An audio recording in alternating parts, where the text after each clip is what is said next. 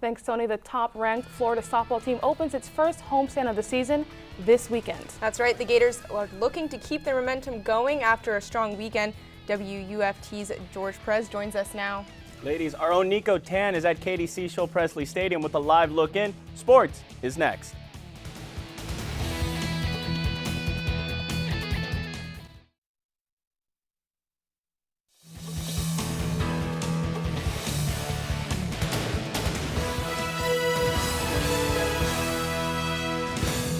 Welcome back to sports. I'm George Perez. The top-ranked Florida softball team finally returns home after 6 games on the road.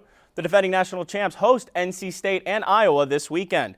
Let's go out to KDC Scholl-Presley Stadium where our softball beat reporter Nico Tan is trying to stay warm. Nico, the Gators have yet to lose a game and have outscored their opponents 62-7. What's made them so dominant early on? Well, George, the Florida softball team has been firing on all cylinders to start the year. In fact, there have been absolutely no signs of a championship hangover, which is that phenomenon where some teams might start the season out slow the season after they win a championship. Not the case with this team. They're 6-0, look to go 7-0 after tonight. In fact, the pitching has been really sharp. Returning pitchers Delaney Gorley and Lauren Hager have been very good. They each have not allowed an earned run and only have 4 hits to start the year. Then there's freshman pitcher Lily Ocasio. She's been pretty impressive. In fact, she struck out the first 3 batters she saw in this game. In fact, many of the freshmen have been productive. I spoke to junior outfielder Kirsty Merritt earlier this week. She said the freshmen haven't really looked like freshmen.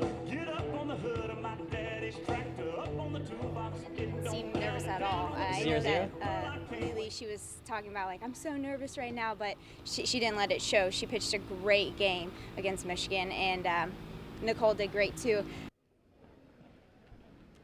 First pitch for this one was at 6. The score is currently 0-0. If you're in the vicinity in the Gainesville area, there's still some time to come check this one out. Back to you, George, in the studio. Nico, thank you, and stay warm out there. Well, after winning the SEC regular season and Eastern Division crown, the Florida baseball team's 2014 campaign ended abruptly. And tonight, Florida opens its 2015 campaign against Rhode Island, a team the Gators have yet to lose to. Florida head coach Kevin O'Sullivan knows this weekend will be a great opportunity for new talent to step up. It's a great opportunity for other players that may not have been expected to get a lot of playing time early. It's going to be an opportunity for those guys to go out there and see what they could do. First pitch is set for 7 p.m. The 4th-ranked Florida gymnastics team will also be in action tonight as they play host to the Missouri Tigers. The Gators lead the all-time series against the Tigers 14-0 and look to stay undefeated in the SEC at home. Florida head coach Rhonda Fain says that different players have stepped up this season.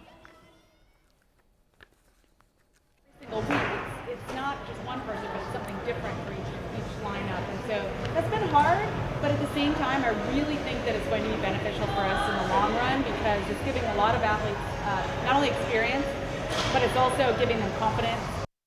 Tonight's match kicks off at 7 p.m.